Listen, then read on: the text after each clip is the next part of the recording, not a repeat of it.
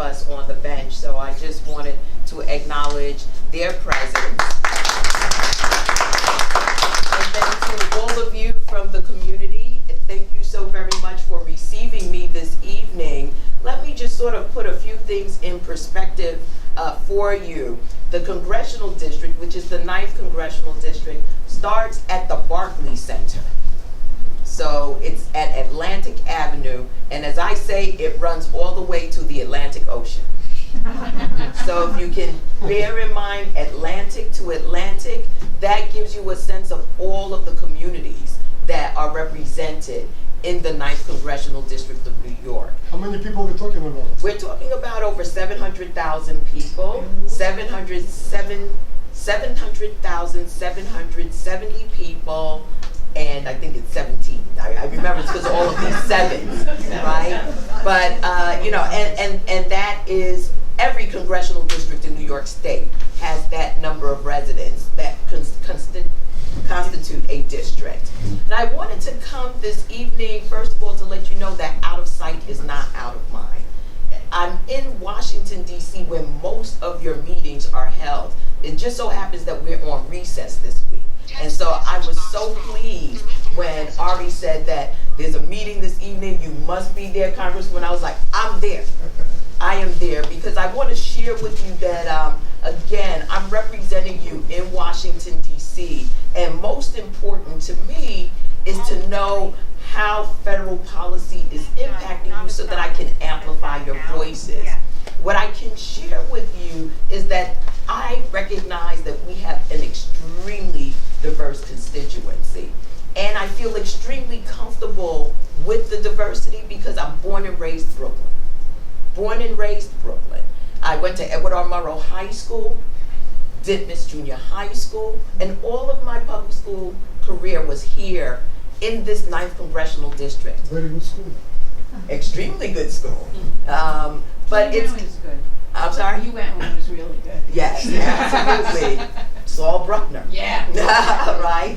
So, you know, I feel a sense of purpose in fighting for the people of this constituency because as I share with people, this is the community that basically helped to raise and shape my vision of what neighbors are like, how people support one another, and every single issue that is brought up at the federal level has a direct bearing on this constituency. Whether it's immigration, whether it's health care, whether it's making sure that housing is available to each and every one, irregardless of income. There's a lot that the federal government has an obligation to do.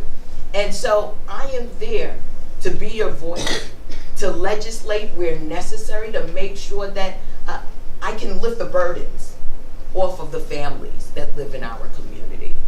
And recognizing its international nature, there is not a nation or concerns that have come up internationally that I'm not there to address and to fight for. My parents happen to be immigrants from the beautiful island nation of Jamaica. And so recognizing that many of our families are first, second, third generation Americans, I understand when we have policies that are not supportive, what that means for our families, what it means for our community.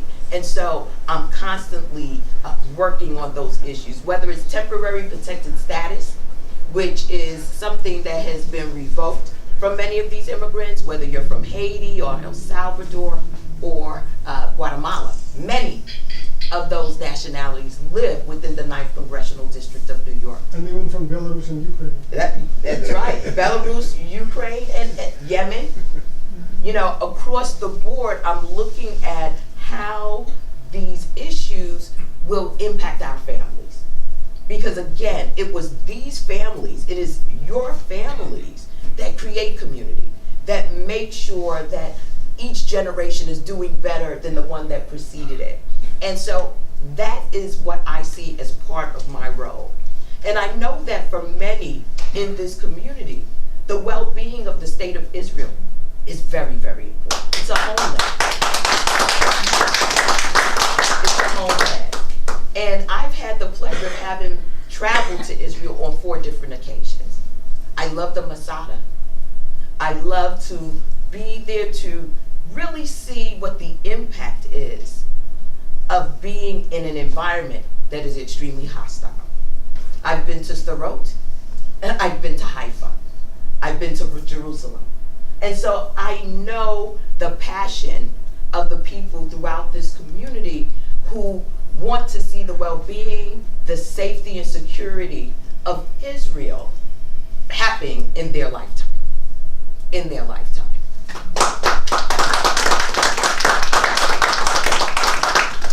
And I think that we have an obligation one to another to have this open dialogue, have this conversation so that, again, I'm informed by how these things are impacting you. So I grew up in the Prospect Lefferts Gardens section of Brooklyn, which is on the northern end. Lived there all my life. But not far from me is the Hasidic Jewish community of Crown Heights, walking distance. Walking distance. And as a child, this is the environment that helped shape and frame sort of the passions, the concerns about Israel. Many living in the community are Holocaust survivors. And, you know, as that generation continues to age, there is a reverence for what these families have done to reconstitute themselves, the strength of families that have really built our communities, and I apply that across the board. My district has to have one of the largest concentration of Jewish Americans in the United States of America. So I just wanted to make sure that everyone is aware that these are not foreign issues to me, whether it was going to school or whether it is just where I reside.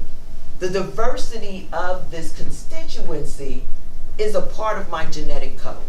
And so when I go to Washington, D.C., I'm extremely focused on how I can protect, support, encourage, and make sure that we're giving guidance to how we progress as a district from Atlantic Avenue to the Atlantic Ocean.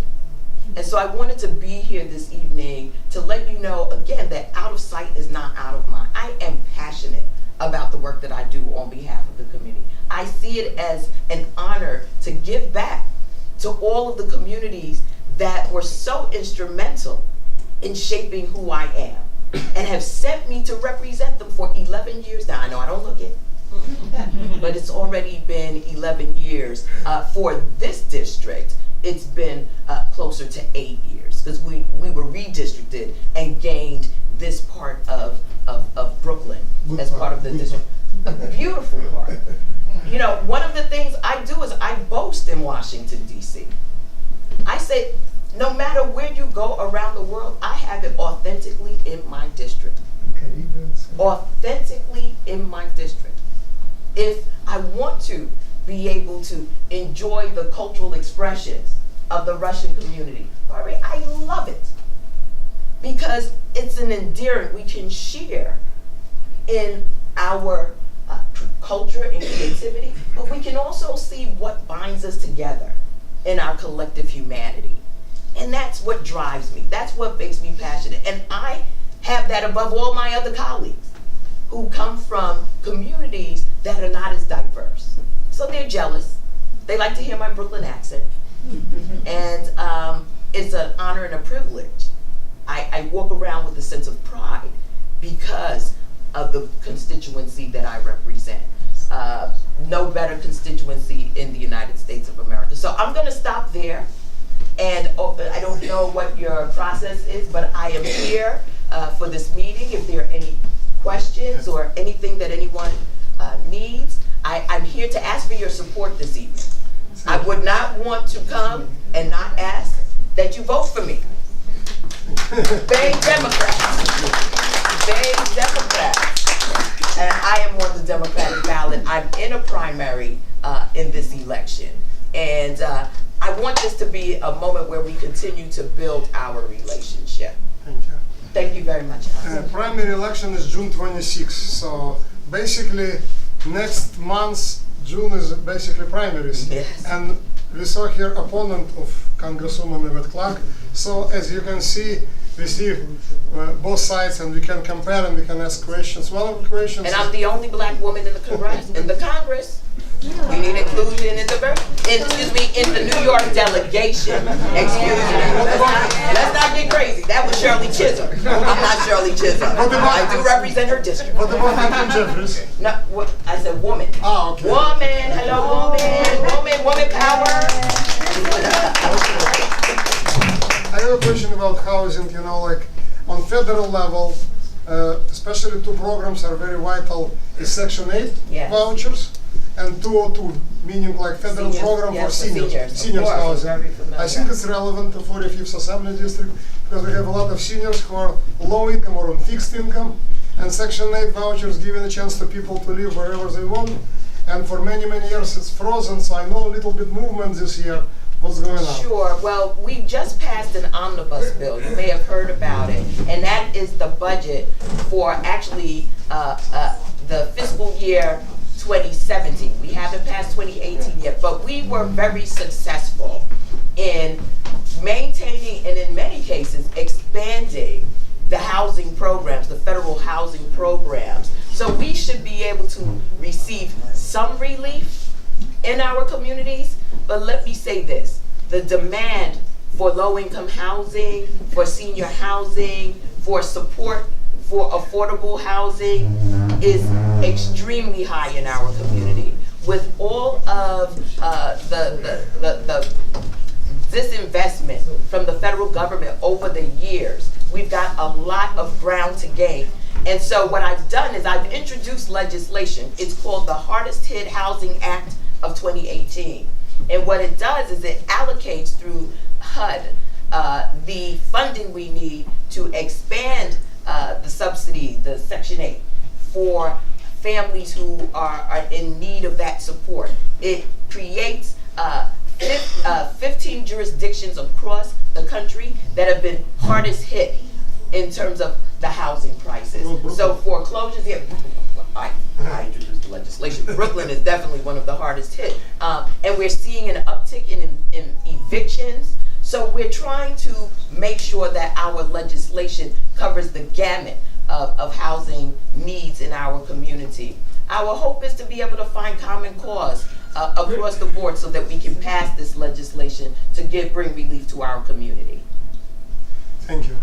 The environment that you're working in right now is not exactly very cohesive. No, not at all. So, I mean, I can't imagine with the leadership right now, how you can maneuver to get anything passed. Well, it's interesting because what I'm able to do, and I've done this with other pieces of legislation, is build common cause.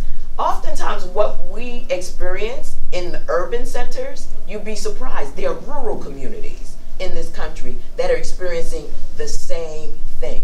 So I look for colleagues. For instance, I have a bill that would help us to address the opioid crisis. And I was able to get Adam Kinzinger, who is from Illinois, a rural section of Illinois, where they're really hard hit. This legislation is now moving through the Congress because it's bipartisan. He's Republican. And he's Republican, exactly. And that's how you do it.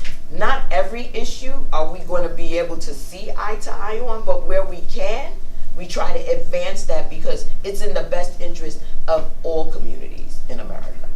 Okay, you wanted to ask a question? I know your question, but You know my question, of course. In the interest of equal time, I've asked your opponent, Adam, whatever his name is, this question, so I'll ask you the same question.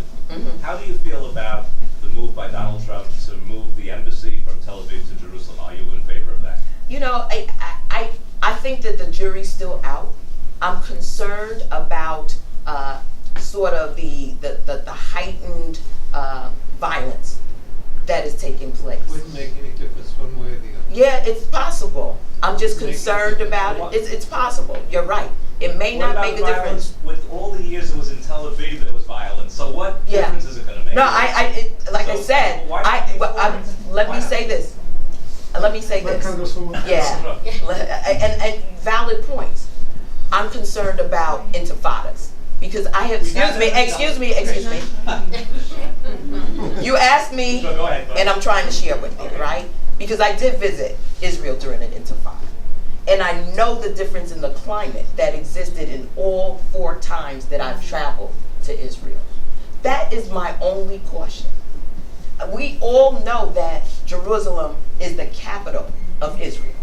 All I'm concerned about, again, like I said, is what the ramifications will be in terms of violence and what next steps need to be taken in order to make sure that lives are not put in jeopardy. Wouldn't make any difference one way or the other. It's possible. What's going to be is going to be. Israel is what it is. Israel, as far as I'm concerned, is safer to go to right now than is Paris. I'd rather go to Tel Aviv or Jerusalem right now than I would to Paris.